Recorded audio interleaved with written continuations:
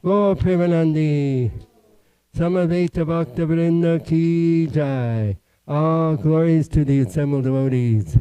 All glories to the assembled devotees. All glories to the assembled devotees. All glories to Sri Sri Guru and Gauranga.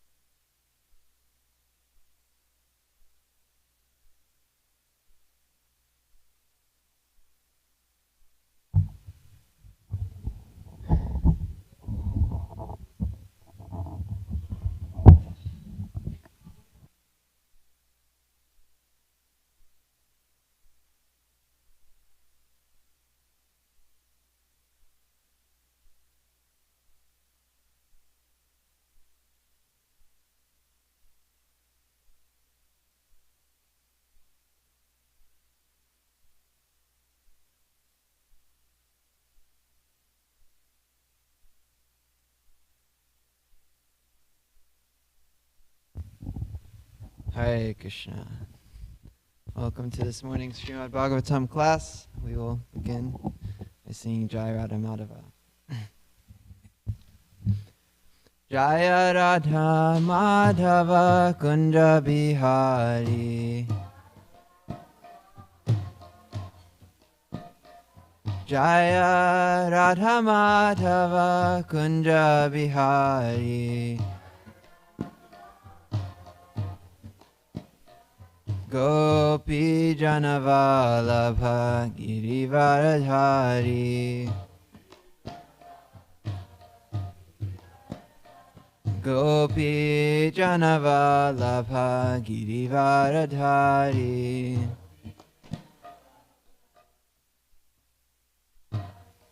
Yashodanandana Braja Janaranjana.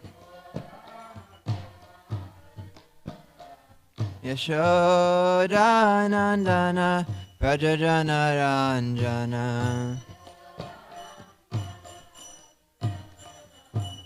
Yamuna Tiravanachari. Yamuna Tiravanachari. Jaya Radha Madhava Kunja Vihari. Jaya Radha Madhava Kunja Vihari. Gopi Janavalabha Girivaradhari. Gopi Janavalabha Girivaradhari.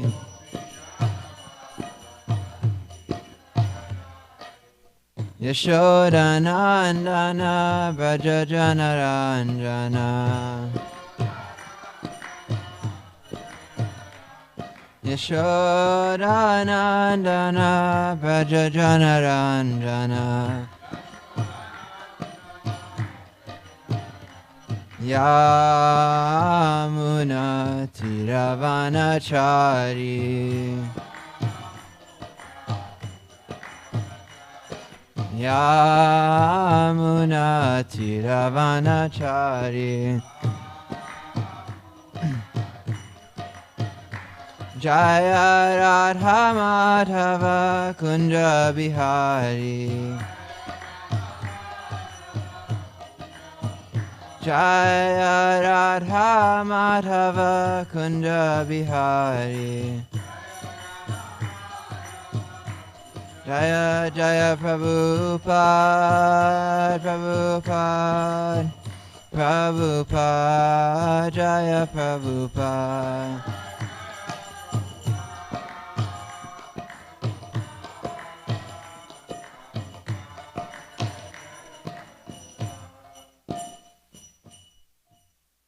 Shri Radha Madhava Ki Jai.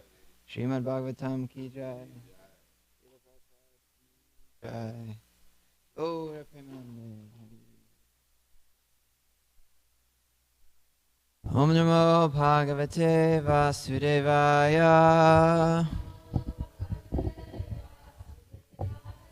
Om Namo Bhagavate Vasudevaya. Om Namo Bhagavate Vasudevaya. All together. Narayanam namaskritya naram chaiva narottamam devim saraswatim vyasam tato jayamudirayat. Before reciting the Srimad Bhagavatam, which is the very means of conquest, one should offer respectful obeisances unto the personality of Godhead, Narayan, unto Narayan Rishi, the supermost human being, unto Mother Saraswati, the goddess of learning, and to Srila Vyasadeva, the author. Nashtapayeshu abhadreshu nityam bhagavata sevaya bhagavati uttama shloke bhaktir bhavati naishtiki. By regular attendance in classes on the Bhagavatam, and by rendering of service to the pure devotee, all that is troublesome to the heart is almost completely destroyed, and loving service unto the personality of Godhead, who is praised with transcendental songs, is established as an irrevocable fact. Om Jnana Timirandasya Gyananjana Shalakaya Chakshun Militam Jena Tasmai Shri Gurave Namaha. I was born in the darkest of ignorance, and my spiritual master opened my eyes with the torchlight of knowledge. I offer my respectful obeisances unto him. Thank you.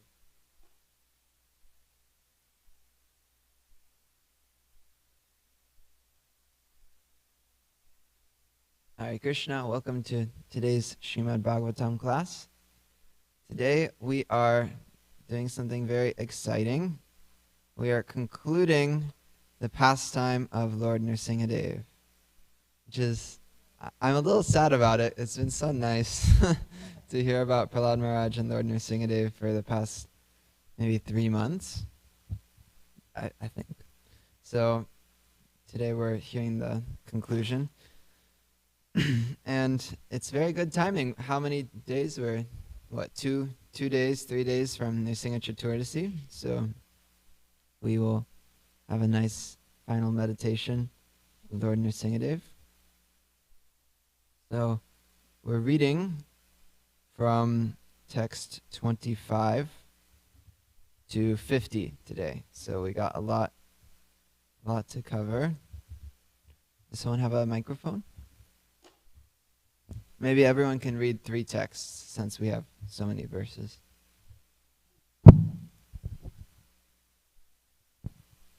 Text 25. Lord Brahma, surrounded by the other demigods, was bright-faced because the Lord was pleased. Thus he offered prayers to the Lord with transcendental words. Lord Brahma said, O Supreme Lord of all lords, proprietor of the entire universe, O benedictor of all living entities, O original person, Adi Purusha, because of our good fortune, you have now killed the sinful demon who was giving trouble to the entire universe. 27. This demon, Hiranyakashipu, received from me the benediction that he would not be killed by any living being within my creation. With this assurance and with strength derived from austerities and mystic power, he became excessively proud and transgressed all the Vedic injunctions. Text 28. By great fortune, Hiranyakashipu's son Prahlad Maharaj has now been released from death. For although he is a child, he is an exalted devotee. Now he is fully under the protection of your lotus feet. Text 29. My dear Lord, O Supreme Personality of Godhead, you are the Supreme Soul. If one meditates upon your transcendental body, you naturally protect him from all sources of fear, even the imminent danger of death. Text 30. The Personality of Godhead replied, My dear Lord Brahma, O great Lord born from the lotus flower, Just as it is dangerous to feed milk to a snake, so it is dangerous to give benedictions to demons, who are by nature ferocious and jealous. I warn you not to give such benediction to any demons again. Okay, so just a little recap on what we're talking about. Yeah, the demigods are all now praying to Lord Nrsingadev, and Lord Brahma is the first, and he's saying, I gave this benediction to Hiranyakashipu, and now he's been killed. So this is very good. And then Lord Nrsingadev says, okay, but don't do that again. Don't be giving such powerful benedictions to demons, because it's like giving milk to a snake. So it's similarly instructive to us not to give benedictions to those who are envious, those who are jealous. Next text, please. Narada Muni continued, O King Yudhishthir, the Supreme Personality of Godhead, who is now visible to an ordinary human being, spoke in this way, instructing Lord Brahma. Then being worshipped by Brahma, the Lord disappeared from the place. Prahlad Maharaj then worshipped and offered prayers to all the demigods, such as Brahma, Shiva, and the Prajapatis, who are all parts of the Lord. Thereafter, along with Sukracharya and other great saints, Lord Brahma, who sit on the lotus flower, made Prahlad the king of all the demons and giants in the universe. Jai.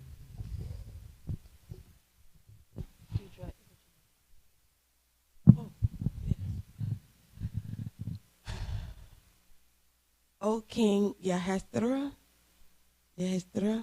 after all the demigods, headed by Lord Brahma, were properly worshipped by Prahlad Maharaj, they offered Prahlada their utmost benedictions and then returned to their respective abodes. Thus the two associations of Lord Vishnu, who had become Hiranyaksa and Hiranyaksupa, the sons of Deity, were both killed. By illusion they had thought that the Supreme Lord, who is situated in everyone's heart, was their enemy. Wow. Being cursed by the Brahmanas, the same two associates took birth again, as Kumbhakarna and the 10-headed Ravana. These two Rakshasas were killed by Lord Ramakandra's extraordinary power. Thank you. Next. Pierced by the arrows of Lord Ramachandra, both Kumbhakarna and Ravana lay on the ground and left their bodies, fully absorbed in thought of the Lord, just as they had in their previous births as Hiranyaksha and Hiranyakashipu. They both took birth again in human society as Shishupal and Dantavakra, and continued to stay in the same enmity towards the Lord. It is they who merged into the body of the Lord in your presence. Not only Shishupal and Dantavakra, but also many, many other kings who acted as enemies of Krishna attained salvation at the time of death. Because they thought of the Lord, they received spiritual bodies and forms the same as his, just as worms captured by a black drone obtain the same type of body as the drone.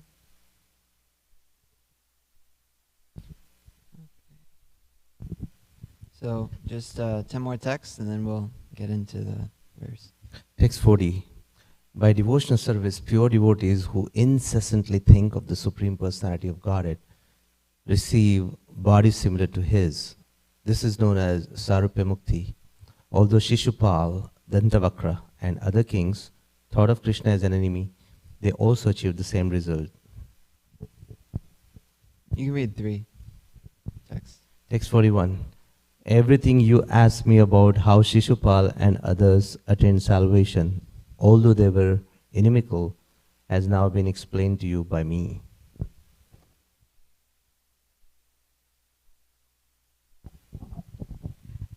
In this narration about Krishna, the Supreme Personality of Godhead, Various expansions or incarnations of the Lord have been described, and the killing of the two demons, Hiranyakashipu and Hiranyakashipu has also been described.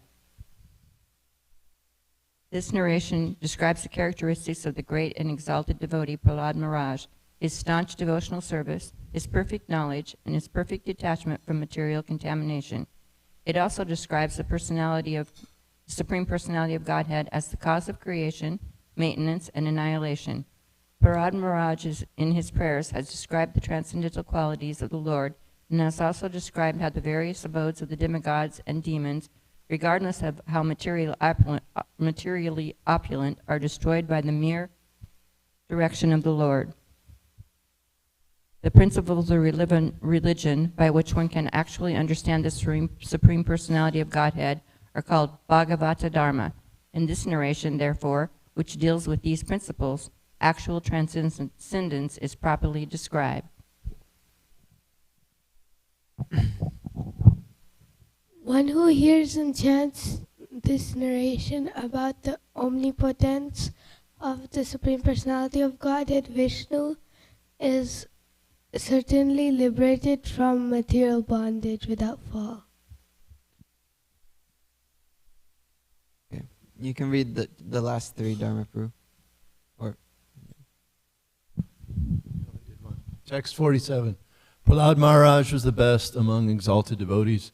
Anyone who, with great attention, hears this narration concerning the activities of Prahlad Maharaj, the killing of Hiranyakashipu, and the activities of the Supreme Personality of Godhead, Nrsingadev, surely reaches the spiritual world where there is no anxiety. Text 48. Narada Muni continued, My dear Maharaj Yudhisthira, all of you, the Pandavas, are extremely fortunate, for the personality of Godhead, Krishna, lives in your palace, just like a human being. Great saintly persons know this very well, and therefore they constantly visit this house.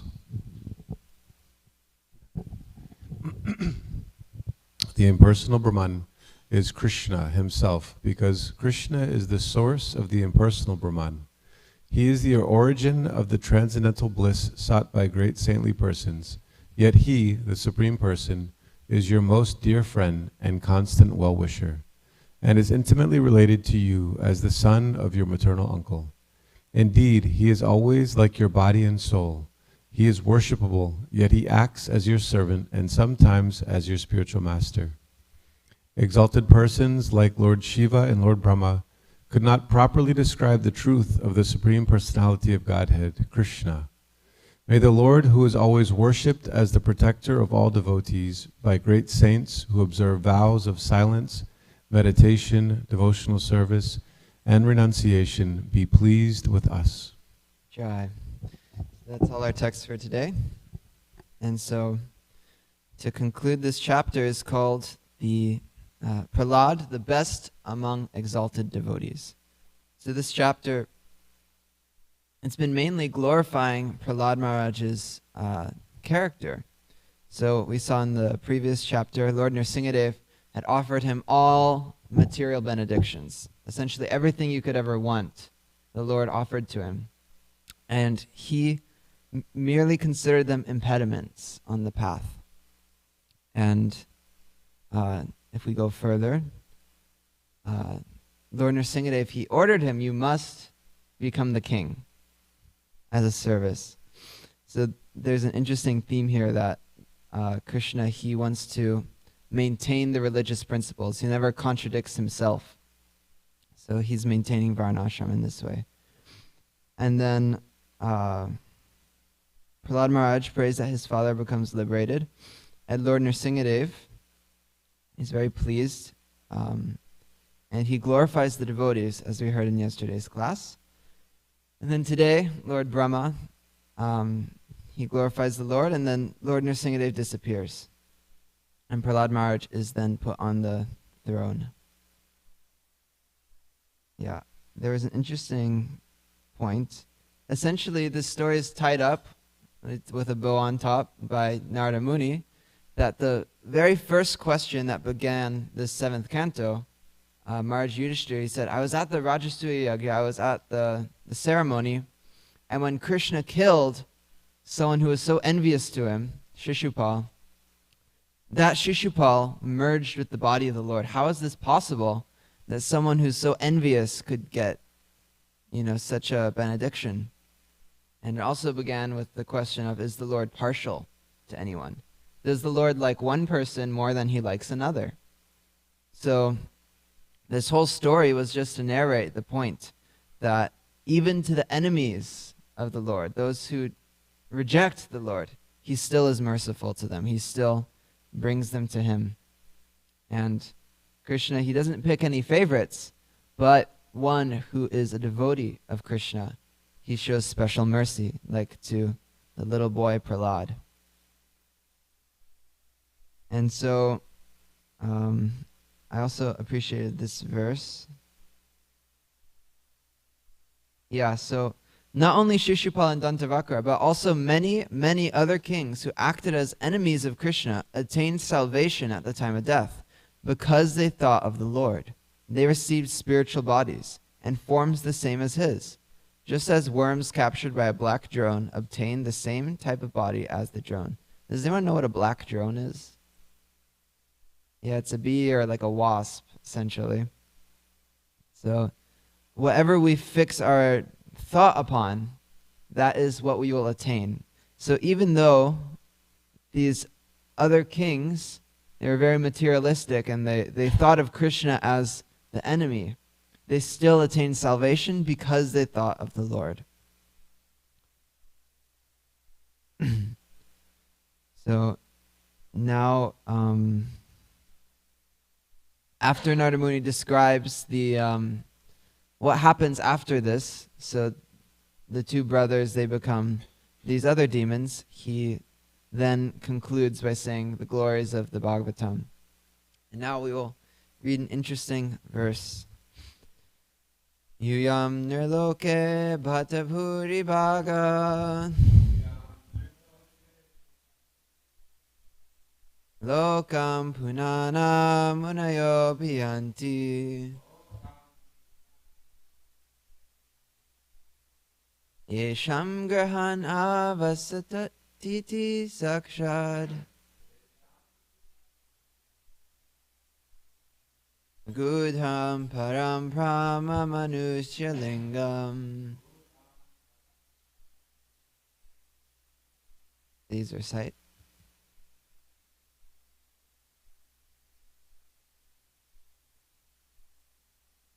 Yuyam niloke bhatavuri bhaga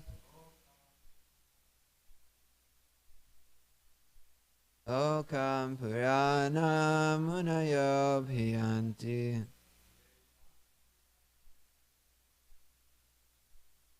Yesham grahana vasatiti sakshad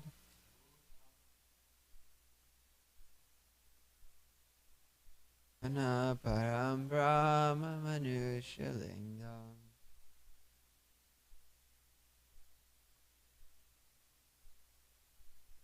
Yuyam nirloke bhatavuri bhaga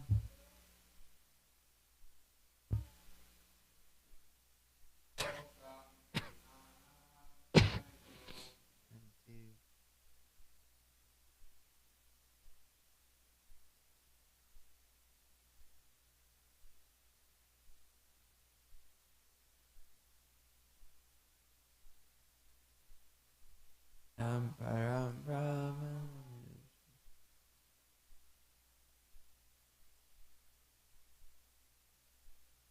Yam nirloke bhatavuri bhaga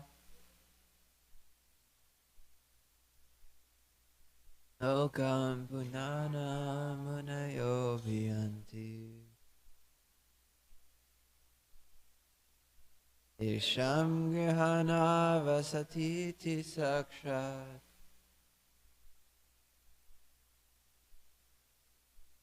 Una param brahma manushya lingam. Translation.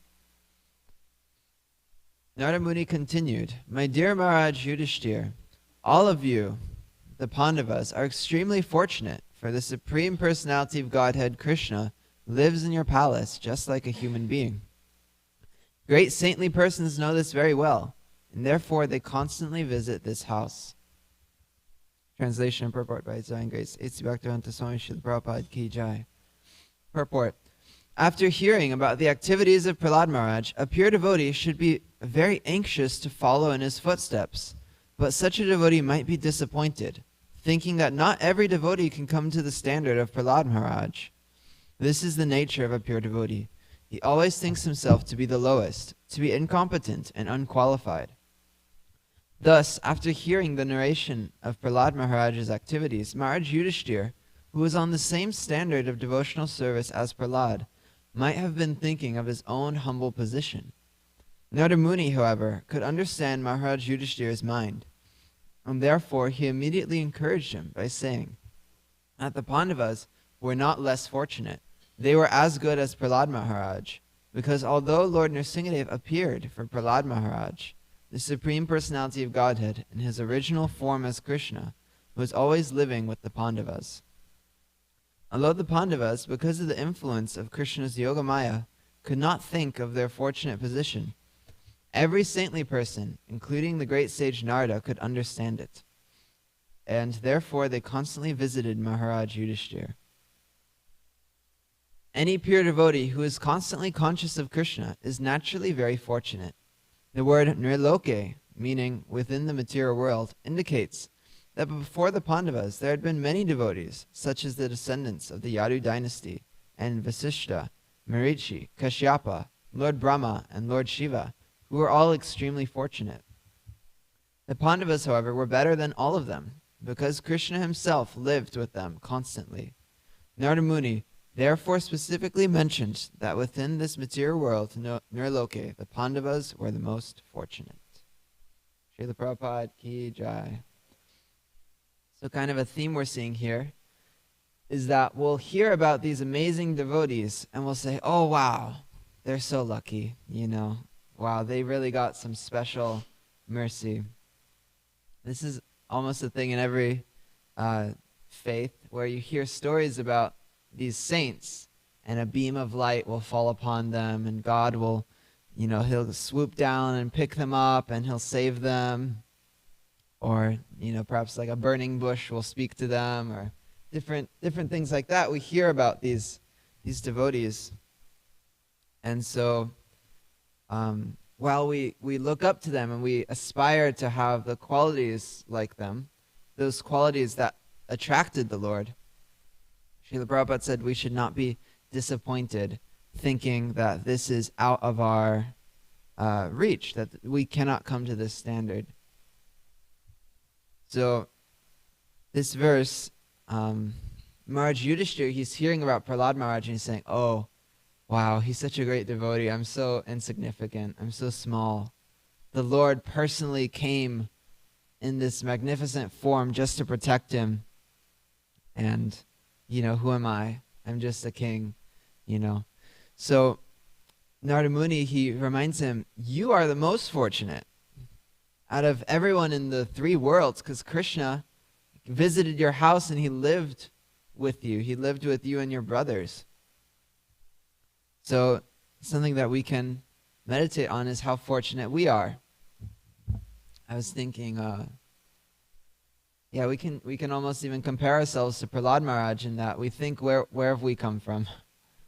Prahlad Maharaj, he was born in a Surik family, and you know, us, we're born in this age, this Kali Yuga, where everything is very upside down. Everyone's very disturbed. And, you know, it's not exactly a pious age to be born in. And because of that, we have so many disqualifications. You know, at least I'll speak for myself. So much conditioning, so much negative qualities, so many lust, anger, greed, wanting to control others and wanting to be the Lord. That's what's been ingrained in our society from practically birth. So why would Krishna ever want to be around us? Why would Krishna ever want to, you know, to take care of us? It's because we are his parts and parcels. We are his souls. We are his servants. And so there have been several predictions that are quite interesting. In the Chaitanya Bhagavat, it's described how Krishna, he comes to liberate all the souls. He comes to deliver us as Lord Chaitanya. And it's described there that the people, they'll flee to far off countries to try to escape the Lord, to try to escape the Sankirtan movement, to try to escape Krishna. But the Lord, in retaliation, he'll send his commander-in-chief to chase them down in those other countries. So who is that commander-in-chief, the Senapati Bhakta? It's Srila Prabhupada. So Srila Prabhupada, he chased down the living entities who tried to escape Krishna and to give them that mercy. There's a similar prediction. There's this temple in India called the Jagannath Puri temple.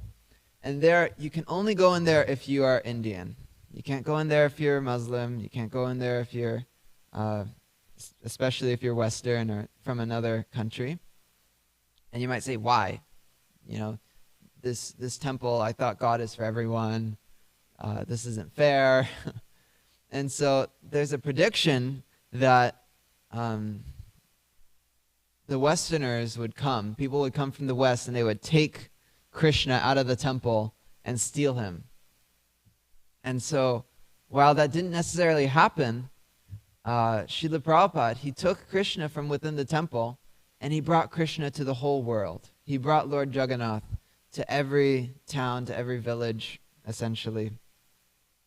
So in a sense, Krishna, he leaves the temple to come chase us down. We just had our Rath Yatra, and that's another example of Krishna mounting a chariot to go chase down all the living entities. Kind of an interesting meditation. Krishna on his chariot, he's hunting down all the wayward living entities. Prabhupada did a lasso movement, the transcendental cowboy lassoing the living entities and pulling them to him. So this is our fortune, that even though we have no qualifications, still Krishna is chasing after us. When I was in Krishna House, Houston, this one devotee, he sang this nice song. It's about Jesus. He says, "Oh, the overwhelming, never-ending love of God, how he chases me down, fights till I'm found, leaves the 99. I couldn't earn it, I don't deserve it, but still you give yourself away. Oh, the overwhelming, never-ending love of God." So he chases me down, fights till I'm found, leaves the 99. So there's this story where Jesus, he has these 100 sheep, and one sheep will go away, and he leaves the 99 behind, and he chases after that one sheep into the woods, into the dense forest. So that's like what Krishna does for us. There's so many infinite souls who he is enjoying eternally with in the spiritual world. But yet these little rebellious souls who are all sitting here in Dallas, Texas, they're that one sheep who ran away. Yet he comes as Lord Chaitanya to come chase us down and fights till we're found. So many of us are so ungrateful, we slap his hand. Get away. I don't want to surrender. Leave me alone. And he still keeps trying and trying and trying, waiting for us to finally accept him, and so that we can come back to Krishna.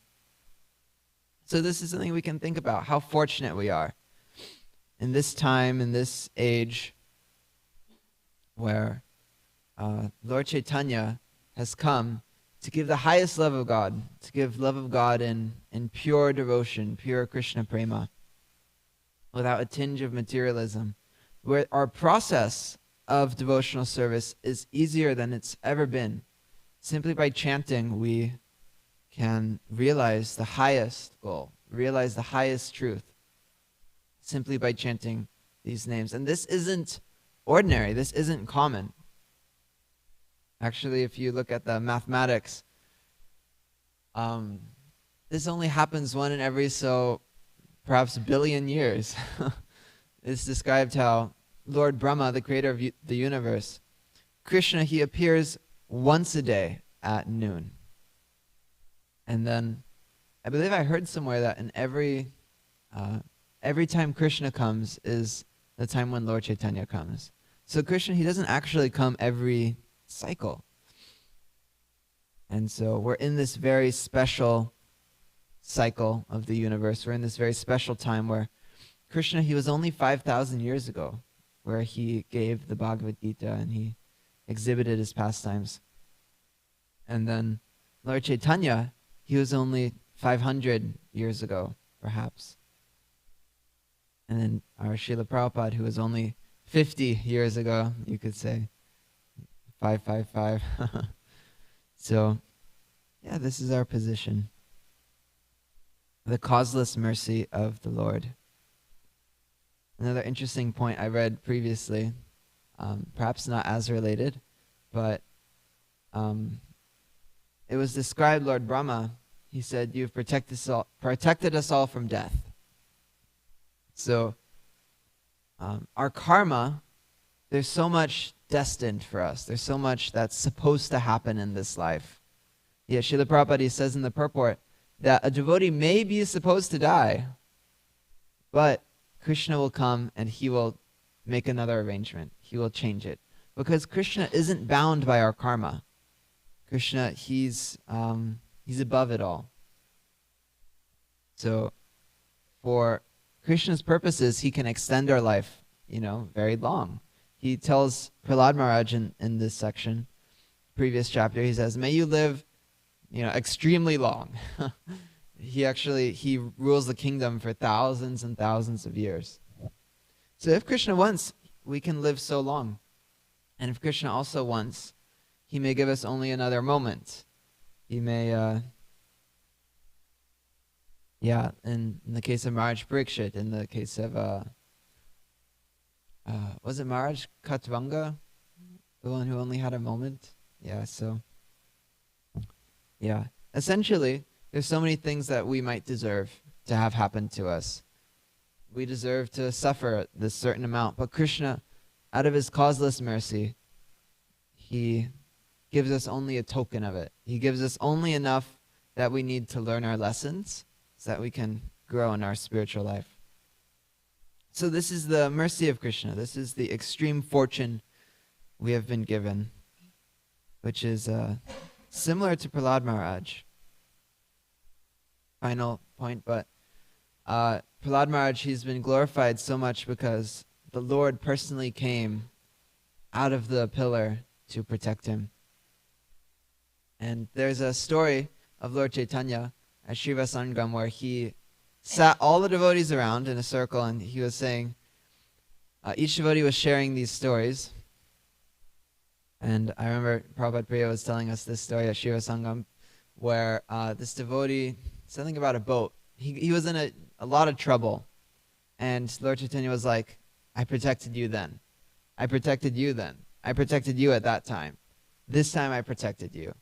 And that time I also protected you. He was revealing to the devotees how he's been so intimate in each of their lives. Every interaction, every, not a blade of grass was moving that wasn't controlled by Krishna in their lives. And so this is also true in our lives, that Krishna, he's very intimately guiding us. He's practically holding our hand. He's within our heart.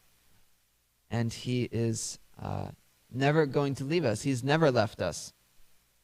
Even in our body as a roach, even in our body as a worm, even in our body as a demigod, and even in this human body, all the ridiculous things we do, all the silly stuff, all the, shameful things, embarrassing moments, Krishna, he doesn't leave. He doesn't say, okay. Actually, my sister, whenever we would watch movies, if there was a moment where it was very cringy, she couldn't bear it. She would have to walk out. She'd say, I can't watch this. And she would cover her face and run out of the room. But Krishna, he doesn't do that. Even when we are so embarrassing, even when we mess up so bad, Krishna, he's like, I'm going to sit through this. I'm going to sit through this movie. So it's 8:17. We can share any discussion points we have, any thoughts, comments, or questions. Hare Krishna, thank you for a very good class, Drista. That was very good. Thank you. I have a question for you. You said that in the beginning of the chapter, which we know that it starts out saying that Krishna doesn't show favorites, that he doesn't, that he's equiposed to everyone. But in the end of 48, it says, Lord Brahma and Lord Shiva, who were all, the Pandavas, however, were better than all of them because Krishna himself lived with them constantly. Narada Muni therefore specifically mentioned that within this material world, the Pandavas were the most fortunate. It kind of sounds like he's showing favors there. So can you explain that? Yeah. So, yeah, if anyone else also wants to answer too, please feel free. But Krishna, he says in the Bhagavad Gita that I am partial to no one, but he who renders service unto me in devotion as a friend is in me, and I am also in them. Essentially, I remember getting a little tripped up about the last sentence. Who is a friend is in me, and I am also in them. So Krishna, he is impartial in the sense that however you want Krishna in your life, he'll respect that. He will, if you want to try to be God, if you want to try to be the supreme controller, okay, here, try your luck. And that's why we have these bodies.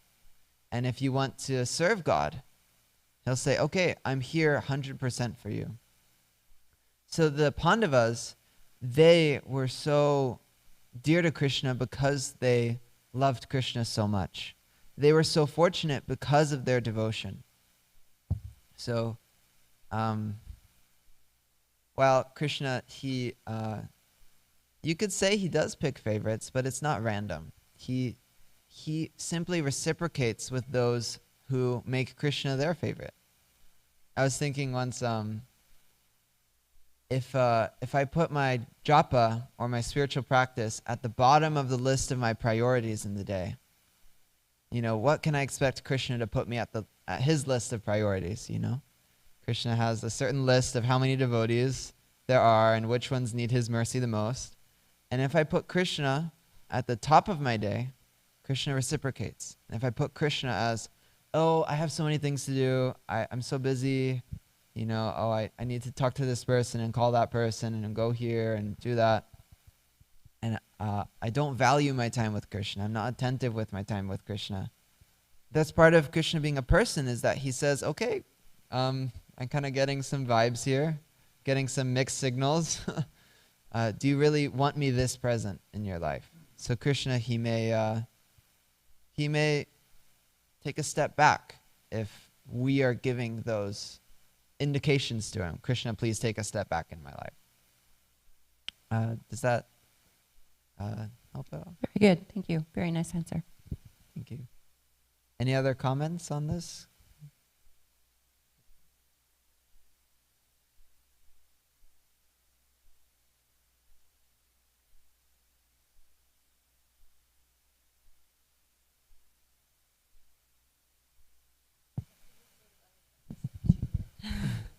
Hare Krishna. Hare Krishna. Well, yeah, when you were talking about how, Krishna's controlling everything, and it reminded me of our mantra night discussion last night, because we were looking at the verse, Ishvara Parama Krishna Satchidananda Vigraha Anadir Adir Govinda Sarvakarana Karanam, which talks about how Krishna is the supreme controller, but also he's Satchid Ananda Vigraha. So he controls everything, but he does it in such a way to give everyone happiness, because Satchid Ananda, and his name is Govinda, which means who gives pleasure to the senses, gives pleasure to the cows. So, Krishna's not a ruthless, manipulative, corrupt controller like the ones we know in the material world, but he's loving and affectionate and playful and adventurous, and he's super fun. So whenever Krishna's controlling, which is all the time, then it's going to be an adventurous journey. It's going to be, a lot of fun. So it's just a question of, are we going to accept Krishna's control and have a good life, or are we going to reject Krishna's control and fight against him and experience the opposite, which is a lot of suffering? But Krishna actually wants to give pleasure to everyone. That's why he's called Govinda. So, yeah, I thought that kind of like connected nicely here. Yeah, thank you. I was wondering, did you have any thoughts about the class today?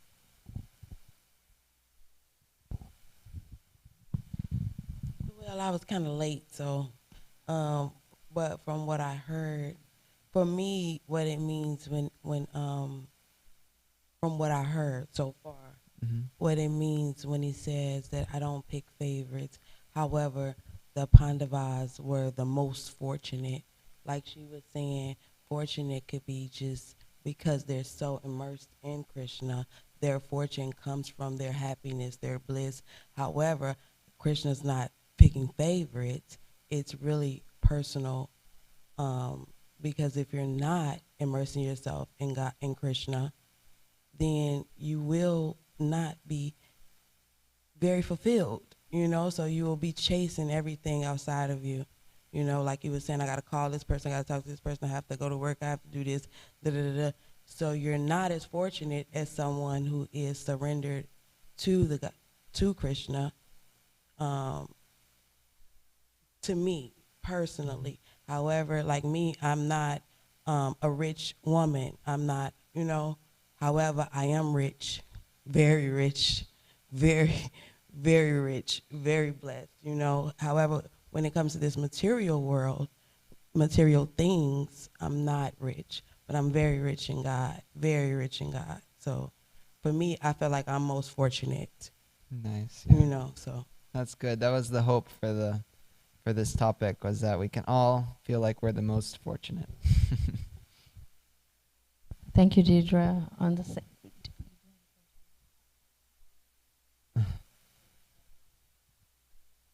Thank you. Yeah, I was just kind of reflecting on Maharaj Yudhisthira's response because,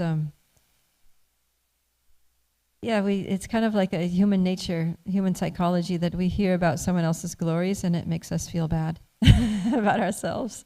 You know, this person's so great. Oh, I'm so useless.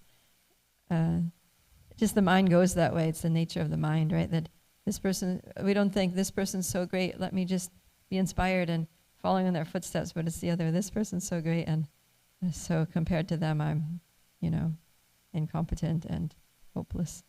So I was just wondering if,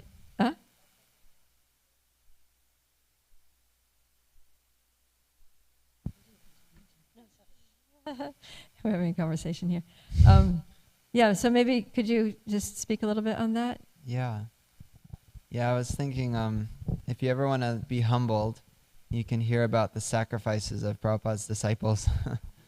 Like, we were just in New Vrindavan and we were hearing about them breaking the ice in -20-degree weather Fahrenheit. So they carve a hole in the ice, they go in the water to wash themselves off. Oh, yeah, take a bucket and pour it on themselves. And Prabhupada was saying, Varshana Maharaj, his whole body was already numb by that point. By the time you walk out to the pond to break the ice and get the water and put it in the bucket and wash yourself off, yeah, they kept an axe there. and so they would get the ice water and he would pour it on his head, and then he would grab his head because he felt like his head was going to explode. So he was like trying to hold his head together as like this cold water.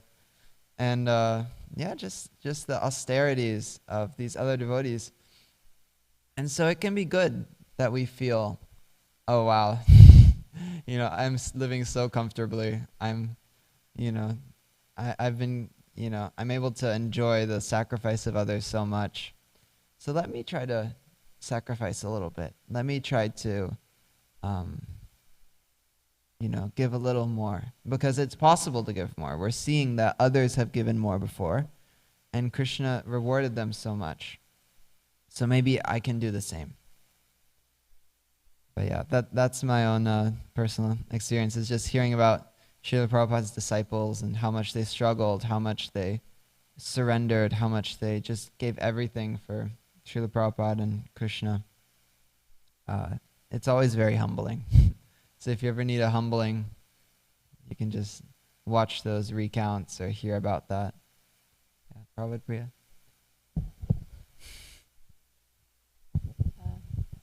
Yeah, I was just thinking that sometimes we can not appreciate or acknowledge or be aware of the way that we're blessed, right? That was it.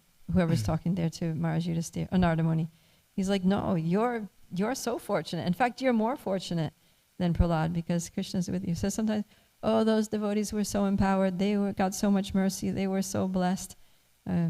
But then, we have to look, well, in what ways am I blessed? In what ways am I fortunate? What are the things that I have to be grateful for in my life? And then it's encouraging. Or maybe we need someone to point those things out to us so that we can be more inspired that actually we are getting a lot of mercy here, to acknowledge that. I think Krishna appreciates when we acknowledge his mercy. It's like when someone gives you a gift, someone helps you, you acknowledge that. Then, Krishna's going to give more. Anyways, we're getting so much mercy is available here all the time. Yeah. Small thought on, I think Mother Tammy had something related. But a small thought on that is, it's Krishna's mercy that I didn't have to do that. Because if I had to take the axe and make the hole in the ice and get the water, I would have probably died. And I would definitely be very disturbed and having a very hard time chanting attentively in negative 20-degree weather with my feet sticking to the floor from the ice and so many things like that. So yeah.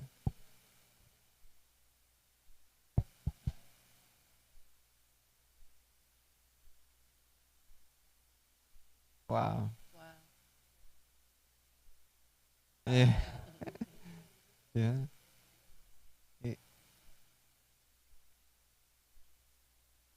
Yeah. Mother Tammy? I was, when you were talking about the times when Krishna was saying, I protected you here, and I protected you there, and I protected you there, it made me think of the piece called Footprints in the Sand, where there's two footprints in sand all the time, and then all of a sudden, and then the follower says, but how come in my hardest times there's only one set of footprints? And the Lord says, because those are the times I carried you. And I think that, it's hard for us to fathom what our lives would be like if Krishna wasn't always protecting us. We can't even, we have rough times, but we don't think about that even in those rough times, the Lord is carrying us. So I thought that was very good. You brought that up. Okay, Missing Rupa Prabhu, and then Mother Tulsi Saki had something, I think.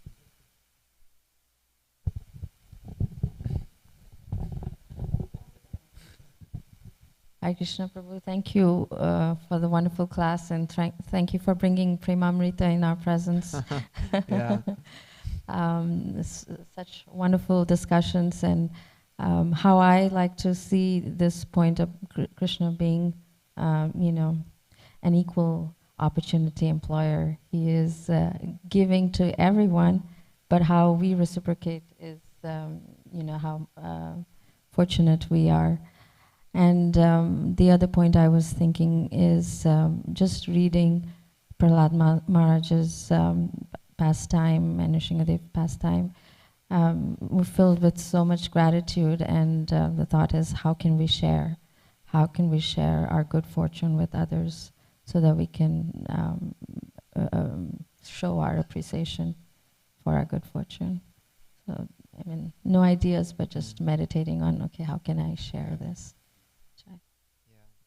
Interestingly, on that point, in New Vrindavan, Jai Krishna Prabhu had this presentation of ISKCON's kind of like mission for the next 10 years. It's called the 335 thing. Perhaps you all have heard about it. But the goal is that by 2035, 3% of the population of North America will be practicing in some way Krishna consciousness. And so you're saying, that's roughly 12 million people. So definitely there's lots of infinite opportunities to share the mercy we've gotten. And in these next years, there's just going to be so many hopefully people that need help, need guidance, need support and shelter from the devotees. So, Thank you for the very nice class. There were so many nice points, but there was a few things that I just wanted to reflect on. One was, I was appreciating when Deidre was reading how, I believe it was the verse talking about how, you know, even those that were inimical to the Lord, he still liberated them. Mm-hmm. And she said, wow, when she read it. And I was really appreciating, like, sometimes, at least for myself, you take for granted like what we're reading and what we actually have the ability to come together. It's so amazing. And so I was appreciating seeing it through your eyes. It was giving me renewed appreciation for what we're doing together. And the point you were bringing up about the Prabhupada disciples and those devotees that came before us, how much they've done. If we ever want to, I can't remember, you said feel humble ourselves. Gauravani said one time that as some people were maybe, there was a conversation happening, and he said that if it wasn't for those that came before us, those Prabhupada disciples, senior devotees, if it wasn't for them and somebody was kind of complaining a little bit, that we would have nothing to complain about because there would be nothing. We wouldn't have any temples, we wouldn't have any, so yes, like there's imperfections, but just the appreciation of what they've done and what they've given us and how much we owe them. And I was thinking the same thing goes for us here in our temple. Like we were doing this series where the previous temple presidents for Dallas were talking about their experiences and what it was like. And Krishna Kripa Prabhu from Houston, when he came to be the temple president here, they told him that there were 2 checks that they sent in to pay some bills that we were 2 months behind on. And that one of the checks was definitely going to bounce and the other one should clear. And so what ended up happening is both the checks bounced. And so he was 2 months behind and he had no money. And I'm just thinking, like, I could not imagine stepping into that situation, and that's what you have to deal with. And somehow or another they managed, and somehow or another we still have this beautiful temple and we have our restaurant, and so we owe so much to them.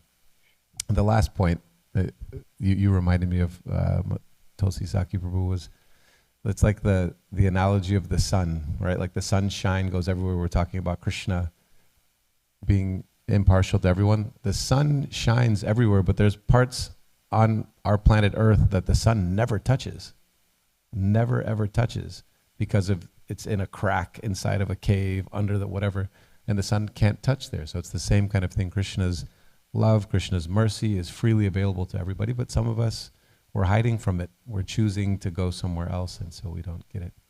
Yeah. Thank you for the wonderful class, wonderful discussion. Jai, so on that note, actually, this tiny last point I found very nice. Narada Muni is glorifying the Bhagavatam, and he says, we'll surely reach the spiritual world where there is no anxiety, and let's see. In a sense, he says that everything is in this Srimad Bhagavatam. And I had a conversation with my friend the other day. I was like, tell me one thing that isn't talked about in the Srimad Bhagavatam. And he was like, having a good material life? I'm like, no, that's in there. Tell me, becoming the king? No, that's in there. In a sense, there's nothing that you can't find in the Srimad Bhagavatam. So,